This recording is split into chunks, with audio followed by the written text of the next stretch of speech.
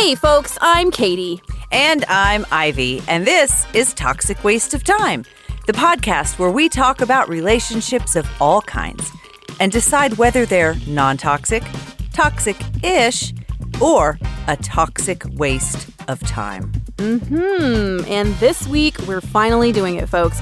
We're talking about our relationships with our own body image. And I, for one, have honestly been kind of dreading this because it's going to be tough for me to stay positive. How about you, Ivy? How's your body image now, and was it always the same?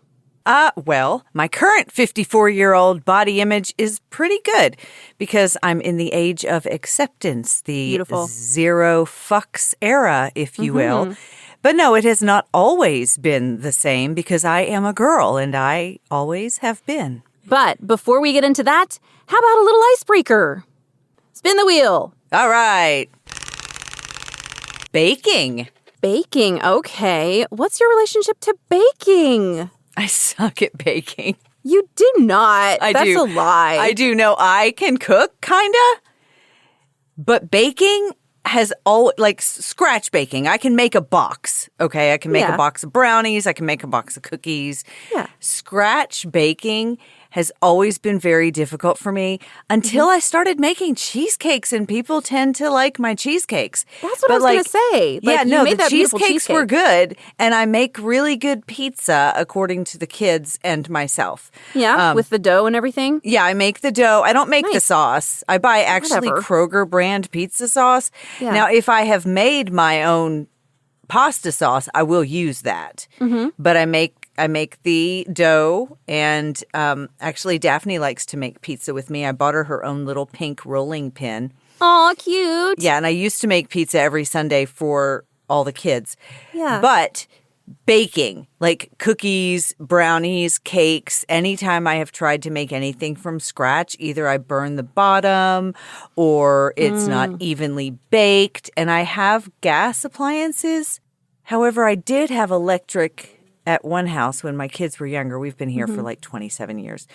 It's never worked out for me. My mom baked everything from scratch my whole life, and she was really good at it, and everything was really delicious, and me, not so much. Well, that's weird. Maybe it's your appliance has like a hot spot in it or something. I mean, I've messed with all because my oven has like a convection button, and like yours is fancier than mine. I've tried all this stuff. And it just doesn't work. But also, my family doesn't eat a lot of sweets like the kids did. Like they always wanted me to make brownies and stuff. But like if I make a tray of brownies, some are either going to get thrown away or taken to the gym. Like it's never been a lot of, I want 2 pieces of cake or whatever. None of that. Yeah. Well, my Smaller relationship to portions. baking is different. I am probably a better baker than I am a cook in general. So we should just team up. Well, yeah, I think that's common because like when I have watched, we watch cooking competition shows here in the Hensley household. Yeah. And I've heard this a lot from when they have a baking competition on MasterChef or something. And some of them will be like, I don't bake. Yeah, it's a weirdly different skill. It's very different because baking is a science and cooking is not. Yeah, but see, I just do it like Do you willy-nilly bake? Yes, and it almost always works. Like I don't know, it's voodoo or something. It's voodoo. witchcraft. That's impressive because even Gordon Ramsay is like baking is a science. Right. Yeah, I mean, listen, if you're like, make me a chiffon sponge with a blah, blah, blah, like, I don't have a fucking clue. But if you want me to make brownies or cookies or something that I've made before, I usually can eyeball it. So the tough thing was vegan baking. When I was vegan and I tried to bake cakes and stuff, and you have to have like egg substitutes with the juice from the can of chickpeas and shit like that. Like, I did it successfully one time, and every other time it was a fail. But, I guess I just have a good instinct for how much is right. Okay. And usually it works. But the other thing is Sean does not eat a lot of sweets if I bake them. Like, he'll eat a couple of unless it's snickerdoodles. He will eat snickerdoodles like all day long. That's the only thing. But if I make a cake, he's eaten one slice and he's done. Well, my mother makes, my whole life she has done this. Like she will buy a loaf of bread and then each slice of bread individually goes into a sandwich baggie and then it all goes back into the bread bag and then it all goes into the freezer. So she takes out what she needs and nothing goes to waste. That's smart, but it uses a lot of baggies. A lot of plastic. I don't know. And so like she will bake for me and she just did it for my brother. There's this cake she makes called the $10,000 cake because at some point in life somebody won $10,000 at a bake fair and it's a chocolate bundt cake with a cheesecake filling. Ooh. And it's like my favorite thing in the world. But my mother has celiac now. And so she sent me my cake for my birthday. She sent it in the mail, so she freezes it. She boxes it all up. It's individually sliced and in individual bags. And she mails it to me, right? Super excited. I get the cake. I like it to be still a little frozen. So I put it in the freezer. And it was weird. And I was like, it's fine if it's super cold, but if it's room temperature or warmer, it tastes weird. So when she made the one for my little brother, I said something to her about it. And she was like, well, I kept 3 pieces for myself. And I was like, but you can't eat that. And she goes, oh, I made it with gluten-free flour. Oh, I was like, that's why it sucked. Yeah. I didn't say that to her. I was like, that was why it was a little weird. And she was like, Oliver really said it was delicious. Yeah, well, someone lied. But like it's so hard to do the gluten-free and the vegan baking and stuff. And the people that really can, if you really can nail a gluten-free vegan cake or whatever, props. There's some bakeries in town that can. But yeah, I'm not even it interested. ain't my house. Like I've tried to do gluten-free cookies before and I think I got lucky because they were good, but I had someone else's recipe to go on. It wasn't like I tried to substitute, Yeah. But cookies are different than a cake as well. And cookies are the hardest for me. I thought cookies were easier than a cake. No, I could not master the scratch chocolate chip cookie. Well, that's a fine art, and everybody's got their favorite way to do it. So, yeah. No, my favorite way to do it is get the log and slice them and put them on the pan and put them in fair the oven. enough, man. Fair enough. No one's going to be mad at that either. No, my kids didn't mind. Yeah. Didn't make One them of my mad. best friends makes chocolate chip cookies with miso in them. So they're like salty sweet. They're so freaking good. Every time we have a gathering and they bring those cookies, like they're gone. Interesting. Amazing. Okay. Interesting. Well, now that we've talked about sweets and baked goods, let's talk about being fat. Yeah. There you go. That's a great segue. That's why they pay me the big bucks. All right. Deep breaths. Okay. Tough topic. So let's begin with a description of body image. I got this from an article titled The Link Between Social Media and Body Image Issues Among Youth in the United States by James Krzymowski, published in the winter of 2024, and I am quoting him here. Body image issues refer to a broad range of negative feelings or experiences surrounding someone's interaction with their own body and the way they see themselves physically. The 2 core components of body image are the mental picture that someone has of their physical body, such as their shape, size, and appearance, and the attitude they have towards their physical self, such as their thoughts, feelings, and beliefs. Problems with body image can be experienced in the mind, such as obsessing over calories, felt by emotions, such as anxiety or depression, or a combination manifesting into actions, such as skipping meals because of weight anxiety. These problems can be demonstrated in a number of ways, such as disordered eating, lower self-esteem, relationship problems, body dysmorphia, and body dysmorphic disorder. Every time I say such as, I think about that poor girl in the Everything such as. such as I want, because they don't have maps. we don't have maps. And she has been made fun of to no end. And I read somewhere that she actually attempted suicide because of the bullying that she experienced. Oh my God, from because I that loved video. her speech. I thought, she's a beautiful girl and everybody gets nervous sometimes. Damn it. And I can't read a map. And I think if I had access to more maps when I was younger, maybe I would. A better geography teacher would have done you some good, maybe. Maybe. All right. So I guess, first of all, here's my deal. I should mention that my grandma was a pageant queen and my mom was a model, and I had a lot to live up to in their eyes. So for me, my issues with body image started when I was a preteen.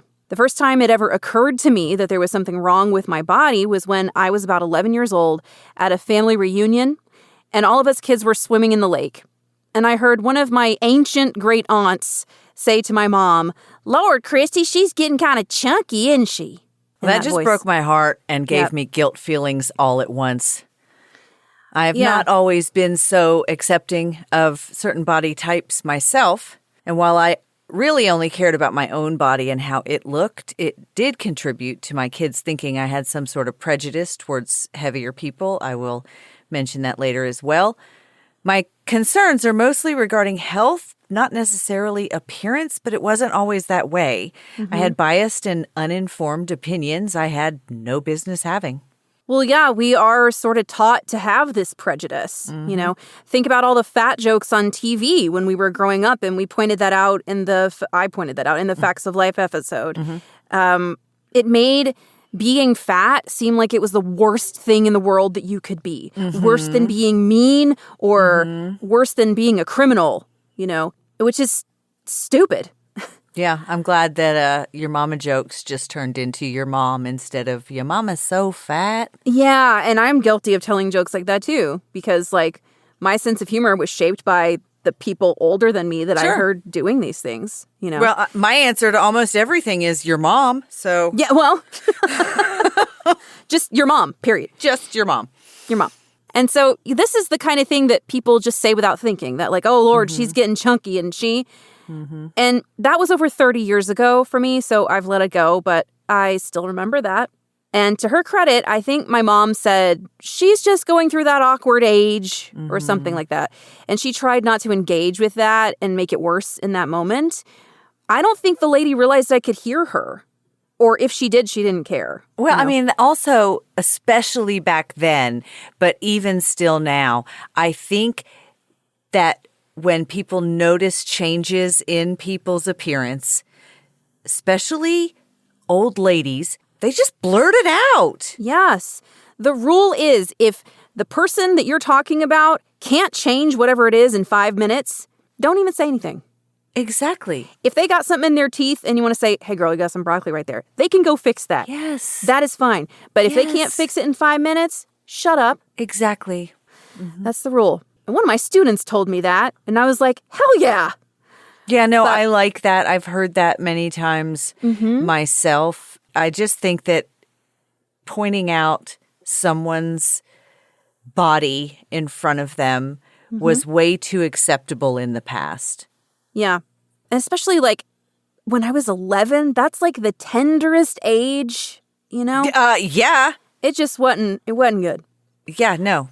Yeah. But at least my mom didn't encourage her or, engage with that. Yeah, your mom kind of shut it down. She did in that moment. But that wasn't always the case with my mom, unfortunately. And she did contribute negatively to the situation as I got older. But I, again, this is something that was passed on to her from her parents and them before, it's generational. So from that point forward, I was worried about how I looked. I was in dance classes and figure skating, and those activities require leotards. Probably one of my least favorite words and definitely my least favorite article of clothing. I mean, most folks hate bathing suits, I assume, right? But Not me. no, you love a bathing suit. You love I love a leotard, you love a bikini. too. A what? I love a leotard. Really? Oh, God. Yeah. Hell no.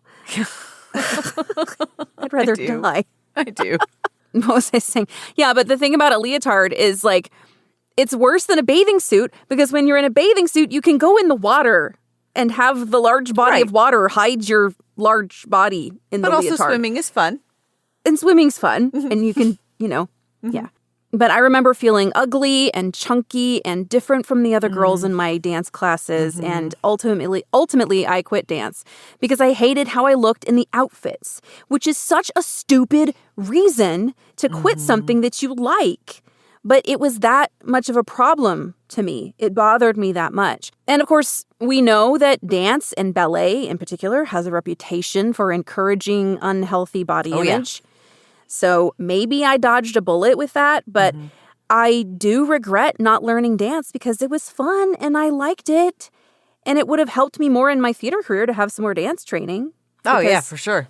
There are plenty of shows where they're like, can you tap? And I was like, not really. No, I can tap, tap, tap.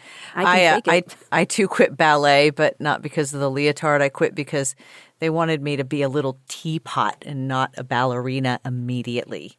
Oh, I hated that. How dare they? Yeah. I'm a little teapot. No, I don't want to be a little teapot. See, I would have been offended by the short and stout part. Would you at that time? Who you calling fucking stout, bitch? I don't think I knew what stout meant at that time. I would have asked, but I would have been offended. I had the little pink, ballerina box that had my little shoes in it, and I thought like the minute I walked in that door, I would be able to be on my tiptoes and spin like my music box. Yeah, that's what I thought. I don't have any real like body issue memories prior to the 5th grade though. And in the 5th grade, I felt kind of puffy, kind of like I wasn't growing into my body the way some of the other girls were. Like my chest looked boyish, like it was like almost muscular. And all the other girls were like getting boobies, and I wore glasses and my teeth were ugly. I had like these fangs, and the other girls were getting attention from boys and I just was not. And to top it all off, I was a redhead, and you know that all the other kids would rather be dead than red on the head. See, I don't get that. That's what they said. I'd rather be dead than red on the head. Well, they're just stupid because redheads are special and wonderful. And no, not then. People pay a lot of money to have redheaded children. It's because of a difference. Yeah. People that are different than you. And so you want to be the same as them. So I wanted to be the same as them. And I would snap at little old ladies in the grocery store. If they told me my hair was beautiful, I'd say, well, I'm going to dye it black when I grow up, which is I did. And it turned green, but that's a totally different story. So Was it manic panic? Most of my body appearance issues were not really weight related, but the red hair, the crooked teeth, the glasses, the flat chest, and later on the lopsided boobs. Did I tell the boob story on another podcast? I don't remember. I don't think so. So I was in high school, I guess, when I actually was fully developed. Like in junior high, there were girls that had boobs, but not me. And I remember one day I forgot to wear my bra and I made the hugest deal out of it, but nobody could even tell. It was like silly. But anyway, I had one boob that was significantly larger than the other one. And my mom took me to a doctor, but he said, you have to be 18. So my grandmother had sold lingerie, bras. She was like measured people for bras. And she brought me these little pads that I could put in the one side to kind of even balance it out. And I was at the mall with a girlfriend and a boyfriend. And I went into the changing room to try something on, and it was something that I was not able to wear the little pads with, like a dress or a tank top or something. And when I came out, the boy pointed, he was my boyfriend, the boy pointed and said to the girl, see, I told you. Oh my God. Yeah. So well, that was I hope you dumped his ass. That was very embarrassing. No, actually, he dumped my ass over it. I turned into the bad guy. That's a long story. Oh my God. But I was lucky in that there wasn't internet at the time. So when I was in my awkward years, there was like print and TV ads with like airbrushing. And kids, in case you aren't aware, airbrushing is what we used to use to correct flaws on film before there was Photoshop and filters and AI. And film is what we used to use before there was digital cameras. I said on film, and you just called me out. Okay, so and we've talked before about media and its influence on us and how social media can negatively affect body image for young women in particular, but also for boys. They deal with this. They deal with this as well. There's not as much research regarding the boys, but I did find one specific article addressing these issues in boys. But of course, it wasn't written in the United States because, whatever. So I read 4 articles, including the one I initially quoted in preparation for today. None of them are from Cosmopolitan. Not because Cosmo doesn't have body image articles, but because this topic isn't something I wanted advice from a beauty-based magazine on. Yeah. Fair. The first article I read was called How Social Media Influences Body Image by Dr. Shauna Frisbee. She is the author of a book called A Therapist's Guide to Treating Eating Disorders in a Social Media Age.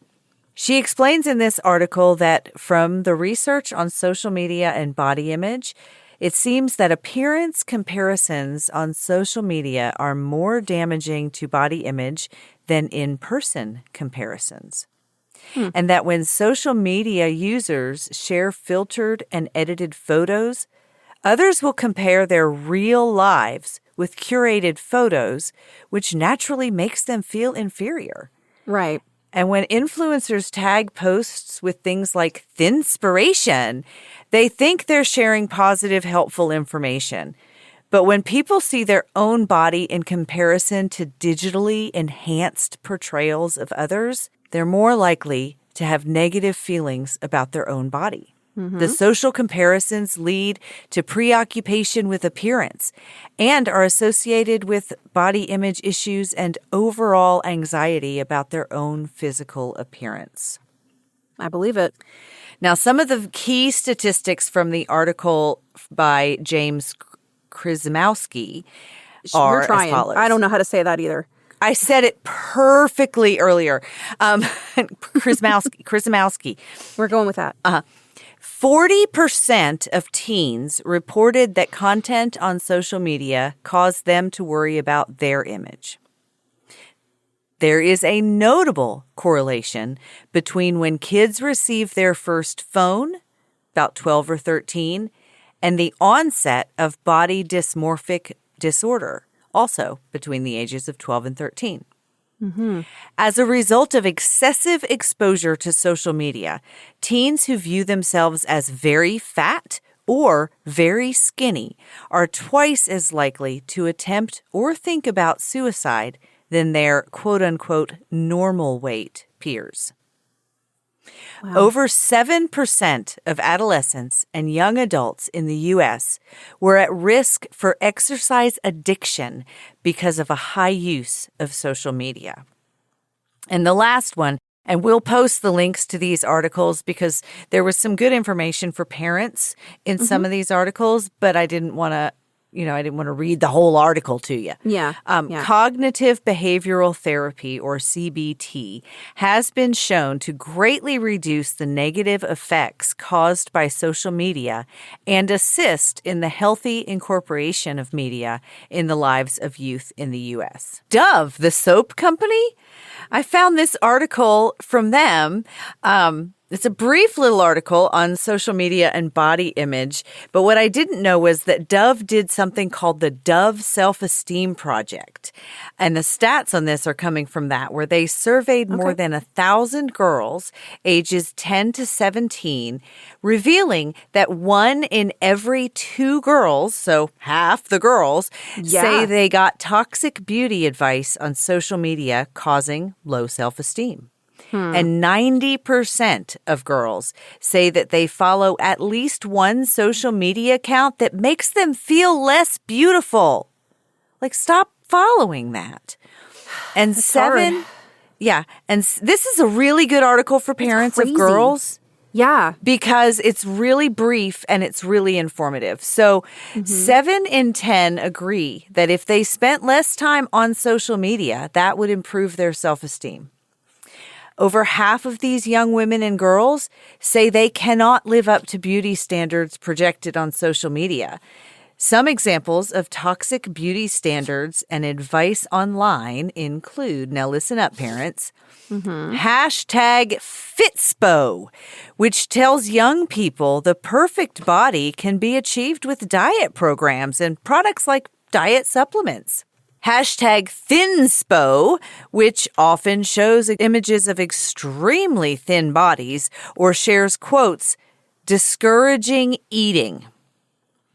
And normalizing cosmetic and surgical procedures that can be expensive and potentially dangerous, like fillers, injectables, gluteoplasty, which is a butt lift, breast augmentation, and rhinoplasty, which, of course, is a nose job. Wow. Now, before you go on, I wanted to mention something I forgot to type in the outline. But one really bad influence on me at this age was Tumblr, because they had some hashtags where people were posting like pro eating disorder content. Like, here's how to make yourself throw up. Here's how to, get away with this or whatever. And it was real bad. That's not something that I am proud that I had access to and looked at. I don't even know what Tumblr is. It's just another, like, it's supposed to be blogs that people post, but really all it is reposting other things. I remember the word. I remember like seeing the way it was spelled, but I just didn't know what it was. It's just kind of another social media, basically. So there was the article about boys, but when I read the article, it's actually men. But it was the only one I could find, so we can talk about it a little bit. And I think it does apply to teenage boys as well. I had a conversation at the gym with one of the trainers, and he said that this is true for teenage boys. So this study was called New Study, Social Media Impacts Male Body by Nadine Palmer. And she says male body image concerns have increased in recent years, particularly since the rise of social media. And there was a recent YouGov survey in the USA that found that 56% of men felt that the media promotes an unattainable body image, while 42% said that they felt pressure to have a particular body type. Chris Bell, who is a doctoral researcher from Brunel University in London, he led the study, and he says traditionally body image research has been focused heavily on women, and there is a need for more male-specific research.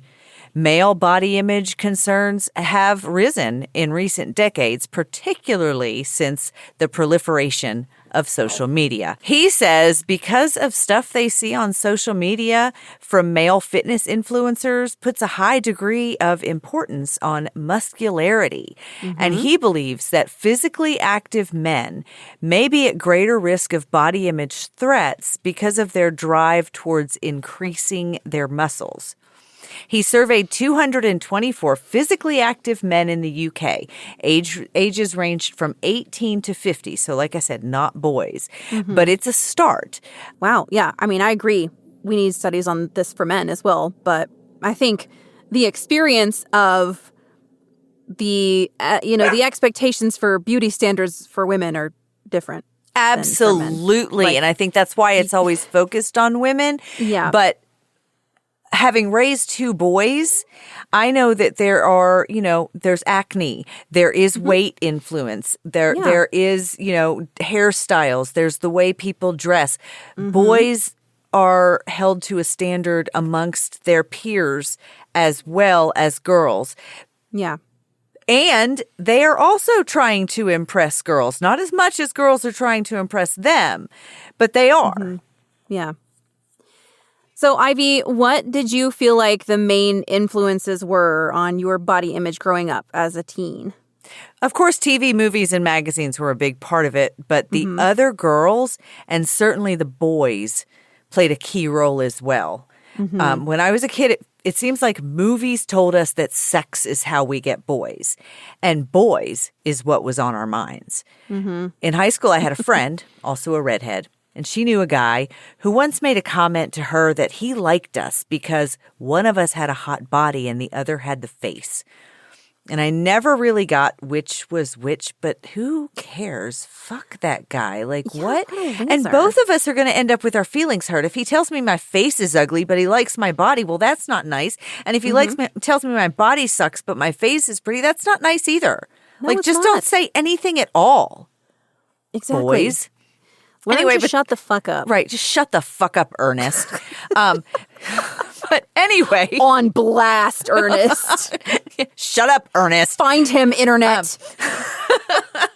When fucking MTV came along and there was all these women and girls in their little dresses and high heels and rolling around on cars and dancing and strutting.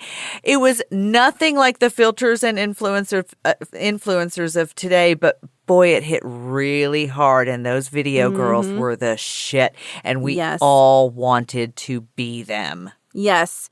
The MTV Spring Break it was always Spring Break on MTV somehow. When you were young. When I was young, it was always music videos on MTV. See, we still had music videos. I know you did.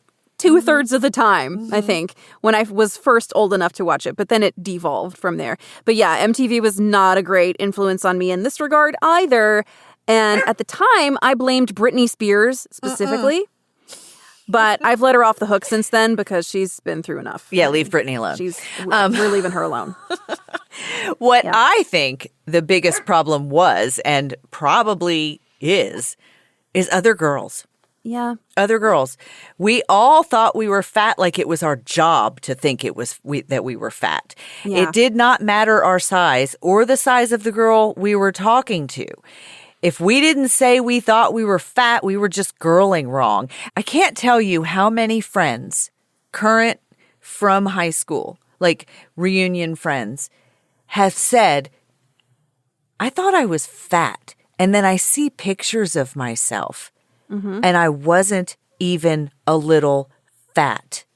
It was just what we were supposed to think.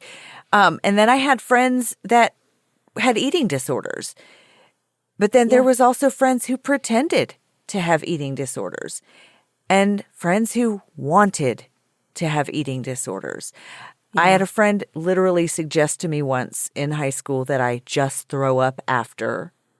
And I even tried once. Yeah. It's not really as easy as it seems, and not really good that you told me that there was somewhere that kids could look up how. See, I didn't have that when I tried. She just told me to stick my finger down my throat, and it did not work, thankfully.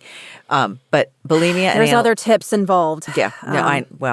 Bulimia is deadly. So is anorexia. So is obesity. All of the different weight-related issues can be fatal because it's your body.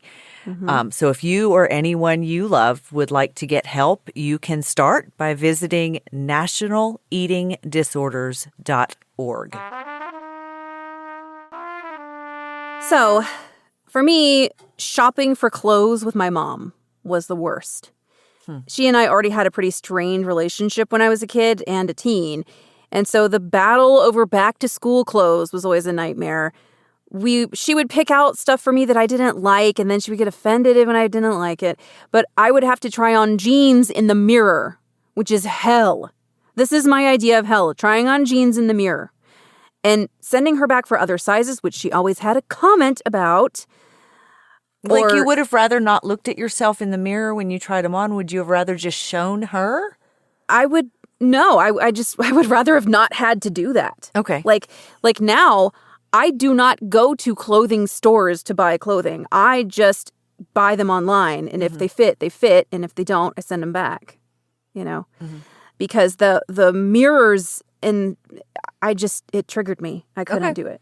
Yeah. These shopping trips almost always ended in tears and a fight and being embarrassed because they didn't have anything that would fit me at fucking limited 2 or whatever. Oh. That was when I was 11, 12, in those in-between sizes. Yeah. And limited too was just like little tiny shorts that, who does that fit? It wasn't me, you know?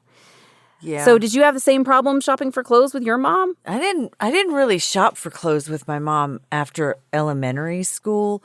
And I don't remember shopping for clothes with my mom then. My dad would come home from work, and if there was something specific I wanted, like the thing that comes to mind is the pinstripe jeans situation when everyone at school had pinstripe jeans, and my mom did call around to try to find me some pinstripe jeans, but everybody was sold out, and she found one pair, and my dad took me to get them. Like, my mom didn't usually do that. Or they would give me a credit card and drop me and my friends off at the mall.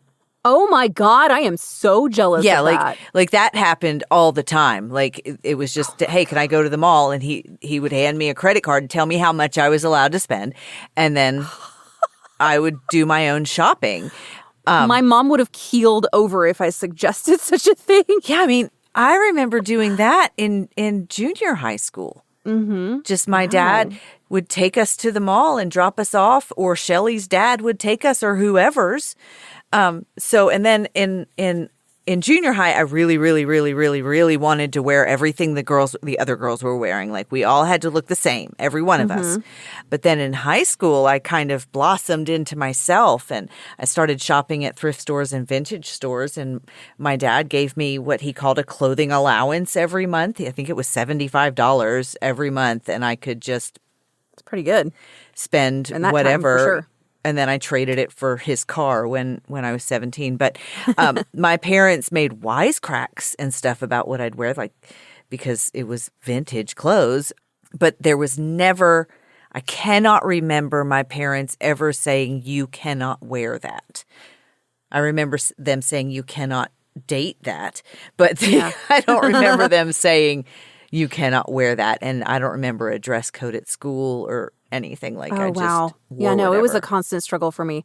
Finding shorts that were fingertip length with my big butt, hell, just forget about I just it. find that to be the most bizarre. It's so thing. dumb. And I explained this to multiple principals when I was a teacher. I was like, listen, girls that have a different body type, it is practically impossible for them to find shorts. So give them a freaking break. And they just didn't understand. And I was like, okay, well, Stupid. you suck. So anyway, yeah, I'm jealous that your parents did that. I also got into like vintage clothes and thrift store stuff in high school too, because they would allow me to just go crazy in a thrift store. I still have most of Yeah. my vintage stuff. I had it all dry cleaned in 2020, and it's just hanging in there. I have some cool vintage pieces, man, and a Yeah, few me of too. them I've kept even though I can't fit into them right now, which is kind of toxic. But I'm not letting go of my vintage leather and stuff. Yeah, but that stuff was made, like, I don't know whose bodies those things were made for. That's right. They But were some so of them- tiny. Some of them are, it's not even a matter of being tiny. It's just a matter of, like, they're just shaped funny. They're not really shaped like the human body. I had this one, I finally sold it on Poshmark. I was like, I'm never going to be that tiny, and this is beautiful, and hanging in here is pointless. So I Yeah. finally sold it. So, listeners, we're old school. And for us, before social media even existed, there were women's magazines and teen magazines and catalogs and all that shit. I was just thrilled to get in the mail as a teen. Same. Man, when that new 17 magazine showed up, I was dropping everything and reading that cover to cover. Same. Yes. And if I was bad, my mom would take it away from me or something. And I was like, Really? That was a punishment? Your magazines? yeah, like, well, that was one of my punishments. My parents were pretty good at punishments. I'll talk Sounds about that like it. sometime. Okay. They knew how to get me because I was too smart for my own good. But yeah, the point of these publications seemed to be pretty so boys will like you. Yes. And of course, there were meaningful articles and positive messages in there too. But when most of those mags are chock full of ads, and I'm talking like every article, there's 3 or 4 full page ads after that. Okay. And every ad is a skinny girl with her midriff showing, dancing around in some fancy jeans I can't afford or whatever.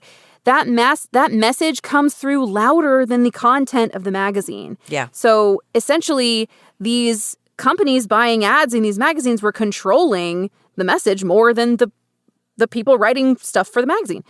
And there were I'm talking zero representations of people over a size 4, like ever. Oh, no. Yeah. Models back then, it was very specific size, height. Right.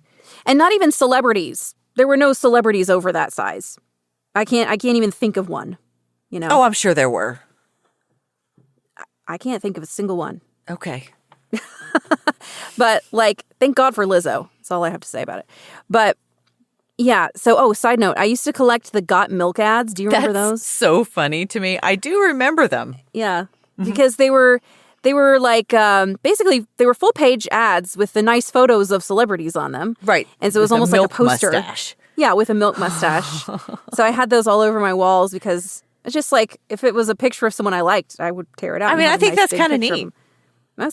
I liked it. But anyways, now I drink oat milk. I drink oat milk now. Yeah. I Same. can't even say that. Yeah. I drink it. Oat milk, almond milk, coconut oat milk all day.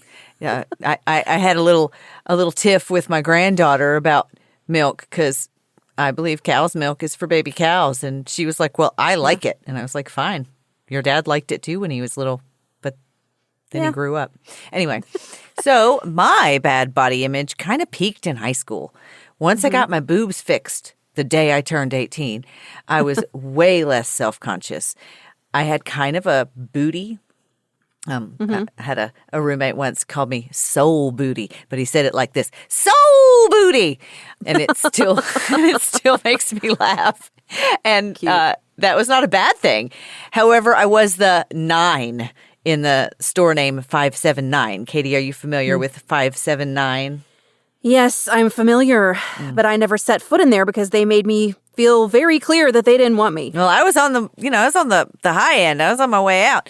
It was a clothing store, kids, that was literally named by the quote unquote acceptable sizes. And so when I was 19, I joined a gym and I quickly shrunk and I liked it. I liked tight-fitting clothing. I liked leotards. I went to the mall and I bought the butt thongs that go over the bike shorts. And I mean, yeah, it was. I bet you looked great. I did. Actually, my friend Amanda and I, who dress up together for Halloween, that was our costume one year. And when I made her recently a puzzle of all of our costumes, that's the picture that's like the centerpiece because adorable. But anyway, I always say, as far as working out goes, I do just enough to look good in my jeans. I work out for the sake of my jeans. But I'm not gonna sit here and pretend I wasn't part of the problem. I absolutely wouldn't call myself a sizist by any means. But my oldest son once said something like, "Mom hates fat people." And I was like, whoa, what the fuck? And he said that I had commented. Do you hear the dog crying while I tell this story? No. He told me that I had commented on how fat everyone in Gatlinburg was when he was a child, and he heard me say it. And now we've discussed before how parents screw up all the time. And that was a factual comment. There's really good food in East Tennessee, and there are, in fact, a lot of larger folks who visit Gatlinburg. But saying stuff like that in front of children is just not okay. It's the same exact thing I bitch about parents saying things in their homes about their own prejudices leading to kids being mean to other kids at school, etc. Yeah. And I've learned so much more about sizes and eating disorders and how parents will go to extremes to make their kids fit some sort of mold, and it's not okay. And if I could go back in time and correct that, I would. And at the same time, there are a lot of health risks associated with weight in both directions. So it needs to be discussed in a way that is healthy and not discriminatory or hurtful. And I'm just so glad I didn't have daughters because I would have fucked them up in so many ways. Well, thank you for sharing that and for your accountability on that. I think our recent guest, Dawn, really helped me to see how easy it is to fuck up your kids. Without even realizing it. Without even realizing it. And it gave me a lot more empathy for my own parents and the mistakes that they made, thinking about that. So when I got older, I graduated to Cosmopolitan. And Ivy and I have talked a lot about Cosmo on the pod because we're fans. We love Cosmo. And it did help me develop some skills that I don't want my mom to know about. There are always those how to do the best things. How to please your man in 20 seconds or less. Yeah, but it also for sure contributed to some poor body image and just expectations for me. And as a young adult, things only got worse for me. I ended up in a toxic and abusive relationship that encouraged me to develop an eating disorder to stay thin. And I did. In college, I did a quote-unquote performance art piece for class. I was an art major. We were supposed to alter our appearance for a full day and just walk around campus going about our lives and see how people reacted. I had lost so much weight that year due to starving myself and overexercise that I had gone down 6 sizes in jeans. Wow. And I don't just mean like from a 16 to a 10. I mean like from a 16 to a 6. It was a lot. So I went down 6 sizes in a year. So probably too fast.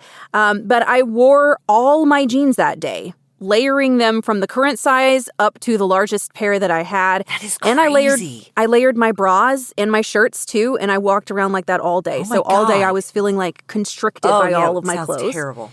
In class, my professor said, "Well, it looks like you didn't participate."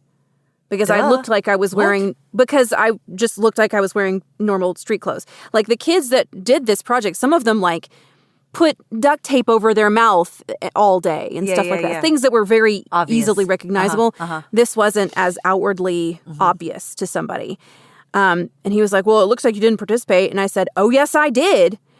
And I stood up in front of the class and I began to strip off my layers of clothes that I had on. And I showed them my stomach, which was covered in red impressions from the pants cutting into me all day. And he asked me how people reacted to this experiment. And I said, well, I felt invisible. Wow. Nobody paid attention to me. Nobody checked me out. The teacher didn't even think I did it. Right. You know? And during this time, it was the worst of my eating disorder. I was about a size 4 at my smallest. And no one, not a single person, ever wondered if my weight loss was healthy. Because I had attained the body that people thought I should have. And so people were just like, "Great, you're doing awesome. Keep it up." You know? To this day, my mom has a photo of me on her fridge when I was at peak ED. And I've asked her to remove it every time I'm over there, and she won't. Oh. And that really hurts me. It makes me feel like that was the only time I was good enough for her or something. Yeah, wow. And I did it. I got to that size by not eating more than a few bites a day for years. I was only ever encouraged to just keep going. Because I wasn't like looking dangerously thin at that point. I was just looking thin, you know, because I was 5'7" and I was 120 pounds and I wanted to lose more weight still. So that was the rock bottom of that for me. Wow. So I work in the fitness industry. I'm not a fitness professional, but all of my coworkers are. And we are all fully aware that we all, in one way or another, have some type of body dysmorphia.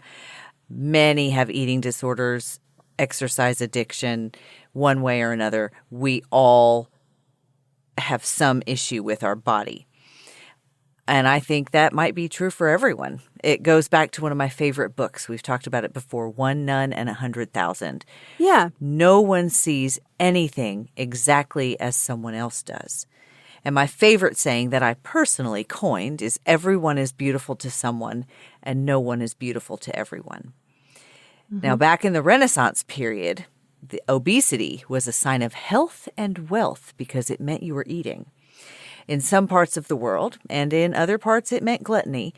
Now the term obesity has been defined and redefined multiple times, which is another reason to just let you and your doctor decide what's healthy for you. This morning I asked my boss, he is a PhD in exercise physiology, Dr. Irv Rubinstein. I asked him to tell me in his own words how to define a healthy weight. And this is what he said. A healthy weight is one that is sustainable such that it carries little risk of psychological, metabolic, or orthopedic complications. Even if one carries more fat than one would like, it can still be healthy. And if one carries more muscle than one can sustain healthfully, it can be unhealthy. And then I told him I didn't want to come off as a skinny bitch, and he said, too late. I gained an excessive amount of weight when I was pregnant the first time. Yeah. My mother-in-law thought it was hilarious to lie down on the floor and take a photo up at me to make me look even bigger. That's not cool. When I gave birth, the nurse read the scale wrong for the first time out of the gate. I thought I'd lost 30 pounds just giving birth. And I was pissed that bitch turned around and told me that I had barely even lost what the child weighed. And when I found out I was pregnant, I sat on the bed clutching my sexiest cut-off shorts, crying because I'd never fit in them again. Because, by the way, listeners, folks love to tell moms they will never be small again after childbirth, etc. It is still a pet peeve of mine for moms of 10-year-olds to say they never lost the body weight. These things aren't true. You care for the body that you have, and if it means you don't lose the weight, that's your choice. You can lose the baby weight even after 10 years, or you can not. It's up to you. But you can't blame the baby for 10 years. In 2010, my marriage took a nosedive. I stopped eating, and I lost over 20 pounds. I was skinny, and as a lean, fit woman, I don't like being called skinny. My friend and I have an actual running joke about being called skinny bitch just based on our body types, and that is just as bad as picking on overweight people. Regular folks should leave people's bodies alone and let that person and their doctors, personal trainers, and other health professionals worry about it. Anyway, folks noticed the weight loss and they didn't like it. It wasn't healthy. So that gives me a little bit of concern when you lost too much weight and people encouraged you because before they thought you were too big. Exactly. So, yeah, it's not nice to call somebody a bitch. It's not nice to call somebody a skinny bitch or a fat bitch or any kind of bitch. All right, so fast forward to now. Over 20 years later, I still struggle with my weight and my body image. I'm what you call mid-size, so toward the top of the quote-unquote normal size and not yet plus size. Shopping for a wedding dress was a big trigger for me. You know that they say regular wedding dresses only go up to size 8? What? Did you know that? Yeah. No, I had mine made. Well, there you go. That's probably the best way to do it. Just get measured and have it made. But also it was 33 years ago, so it's all different now. Well, they only go up to size 8 in a normal store, quote unquote normal store. That's crazy. So that wasn't going to work for me. And I knew that. And so I went to the curvy wedding dress shop near me. And I went with a couple of my besties and not my mom. Because as I said, smart. I figured she might contribute to the stress. But also she lives several hours away from me. So that would have been annoying to coordinate anyway. Yeah. And I picked the dress, and it was beautiful and half price. And both my friends loved it. And for once, I felt like I was beautiful and worthy of getting married. And then I saw the photos of me in it, and all the bad shit came back again, and it was so sad. And I'm sure that in a few years when I look back at those photos, I won't feel that way. But it was hard. It's just hard for me to see photos of myself. Like Really? I think, yeah, because of this body dysmorphia that I have. Like it doesn't matter how I actually look in the photo. I feel like I look terrible. Unless I take the photo myself and can completely control every element of it. I think there's a lot of women who don't hate like to look at pictures of themselves. I think so. But for the wedding, I finally just had to force myself to let it go so that I can enjoy the day. Because I was trying to trim down and tone up and, get a little bit more fit before my actual wedding day. Like I think every bride does that. And I did lose some such that the dress that I had altered to fit was then too big on my wedding day. But, they say that happens to most brides. And I'm sure Sean thought you looked beautiful, and that is really all that matters. He sure did. And I even showed him the pictures of the dresses after we were married. Yeah. I showed him the pictures of the dresses that I tried on that I didn't buy. And all that he saw was like, oh my God, look at your boobs. God damn. Like he was really just like, ooh, I wouldn't have been mad at that one either. He likes that. He loved it. He loved it. Because everybody's beautiful to somebody. That's right. That's right. But my wedding was beautiful. I regret nothing. And that was really healing for me because these things just have a way of coming back to bite me from time to time. So all I can do is be careful what I eat. And since I don't eat red meat or pork at all, that only leaves avoiding fried foods and butter, etc. So I'm doing that. I'm working on lowering my cholesterol without medication, getting back to my daily workouts in addition to taking some pretty strenuous walks in our neighborhood, which has a really huge hill. And it sucks. I hate every fucking second of it. I Googled yesterday, how long before exercise doesn't suck? And it said 3 to 4 weeks. And I was like, fuck me. What? 3 to 4 weeks of going every day to do your exercise. They say it stops sucking after that. What's Who's the face? they? Google. Google said. So I don't know. There are people who will always hate exercising. That's me, probably. I mean, one of the reasons that people come to where I work, which is a personal training gym where all we do is personal training, some of the people who come there, a lot of them come there because if they don't have someone to hold them accountable, they won't do it because they don't like it. It's hard. And sometimes it sucks. And I mean, I've got trainers who have clients who just complain the whole time. Yeah, that would be me. That's why I'm not going to pay for a personal trainer. I'll just piss him off. Like, hard work is hard work. Yeah. Well, that's where I'm at. Am I healed from this? No, not really. I mean, it rears its ugly head sometimes, despite seeing more images of women who look like me, because now there is more body positivity and people are making an effort to cast diverse body types in all kinds of commercials, but they're usually Ozempic or Wegovy commercials. Let's just put that out there. Or Hanes underwear. Here's a new diabetes Hanes medication. does isn't it Hanes that does the Everybody is Beautiful? I don't know. Where they show all the girls in their underwear. Every different size. Well, good for them. Yeah, I think it's Hanes. I might be wrong. The ones that I see most often are for GLP-1 medication and diabetes. Sure. And stuff like that. Yeah. And that's the only time that plus size people seem to get work in acting. Occasionally you'll see somebody in just a commercial that's not related to their body type. And for those, I'm like, yeah, get that money, girl. So when does plus size start? And I believe technically it's after size 16 in women's clothes. Okay. But if it's like small, medium, large, then after XL is usually plus size. Okay. So okay. That's typically where it is. But again, women's clothing sizing is absolute fuckery. It doesn't, there's no standard of sizing. Like you can go to a men's store and be like, I'm a 32, whatever. And they know what that is and they'll give it to you because it's based on the number of inches that pair of pants is. Yeah, no, women's clothing sizes are so fucked up because like my jean size is pretty across the board. And I have the bit of body dysmorphia that I have is that I don't trust that I'm a small all the time. And so I, too, don't like to go to stores to shop, not because I just don't feel like going and trying shit on. I'm going to order it. And I'll order mediums. I'll look at something and be like, oh, that's going to be too tight in a small. Every single time I got to send it back. Because I look at myself, I see myself as larger than I actually am. Yeah.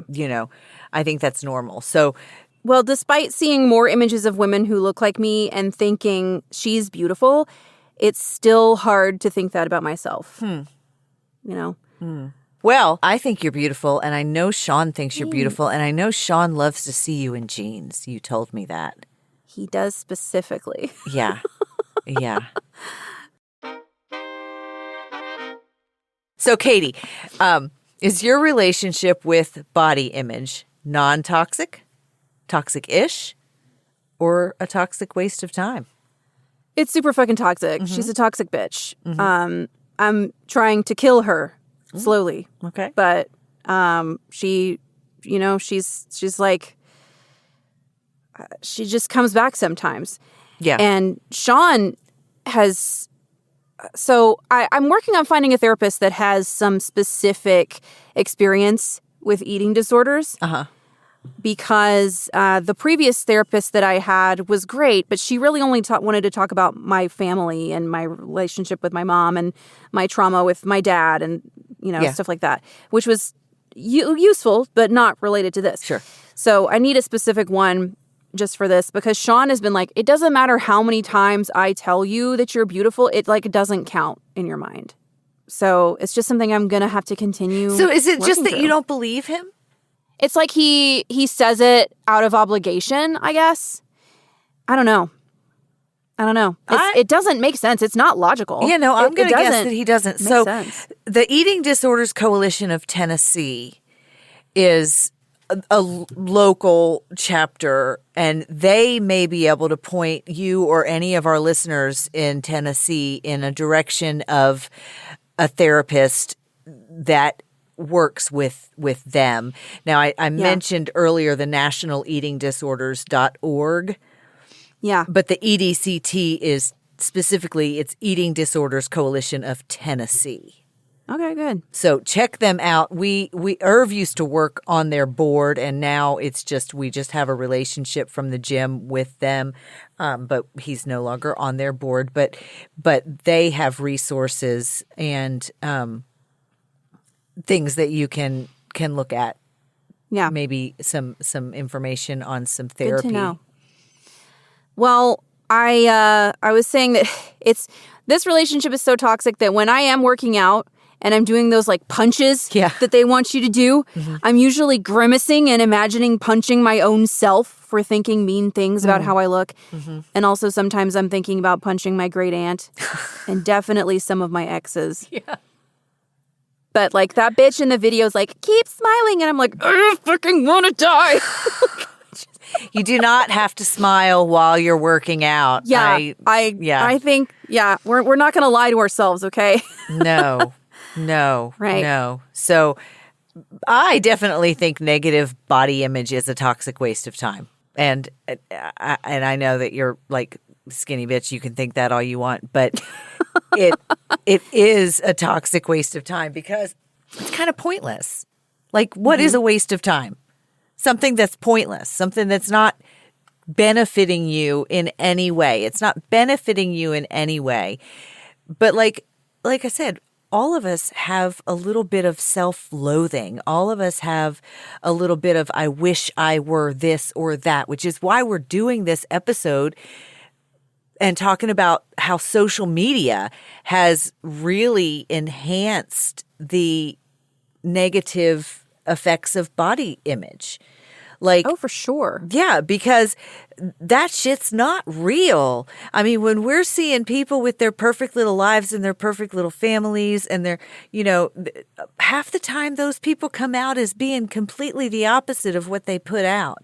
And when you can use a filter or when you can completely alter images and put them out there like it's like you're preaching the gospel to these people, it's almost like, hey, I'm better than you on purpose. And they're doing it to sell their stupid fit tea or whatever fucking bullshit product they're peddling. It's not real. It's all just capitalizing on our insecurities that they bred into us in the fucking first place. Yeah. Yeah. So, and I mean, like I said earlier, I have past issues where I had thoughts like I thought just work out. Like that's what I literally thought. I thought, well, why don't you just exercise? And I learned there's only so much you can do. So my boss said to me when I asked him that once, when I was having a conversation with him about it, because it was just like it was frustrating because there was this person in my life who just complained and said, "Well, it is what it is. I have an overweight disease."